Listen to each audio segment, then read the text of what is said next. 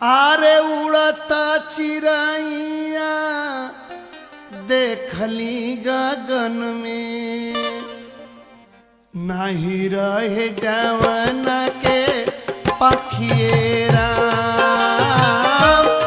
उड़ता चिड़ैया के देखनी गगन में, नहीं रहे जवन के पखिए राम।